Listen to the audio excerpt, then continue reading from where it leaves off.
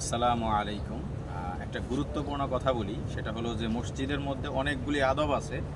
তার মধ্যে একটা গুরুত্বপূর্ণ আদব হলো যে মসজিদে যখন আমরা যাব তখন আমরা নিজের থেকে মসজিদের যে বিষয়গুলো মসজিদের মধ্যে যারা দায়িত্বশীল তাদের কাজ সেটা আমরা করব না।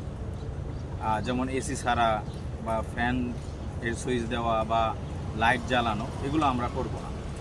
সেই সাথে এসি ছাড়া বা ফ্যান ছাড়ার বিষয়টা হলো যে যেই জায়গাটা আমি এসি ছাড়তেছি হতে পারে ওই জায়গায় অসুস্থ ব্যক্তি আছে বা কোনো কারণে ওই মসজিদে এসি ছাড়া হয়নি, তো আমি নিজের থেকে গিয়েই ছেড়ে দিলাম, এটা অনেক মানুষের কষ্ট হতে পারে।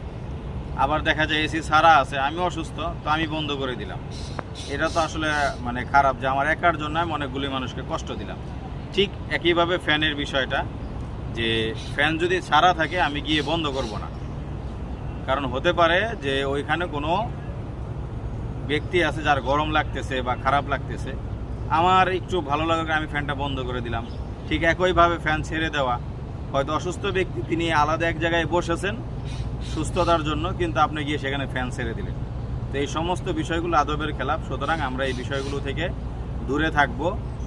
আমরা বুঝে শুনে এই কাজগুলো করব ইনশাআল্লাহ। আসসালামু আলাইকুম।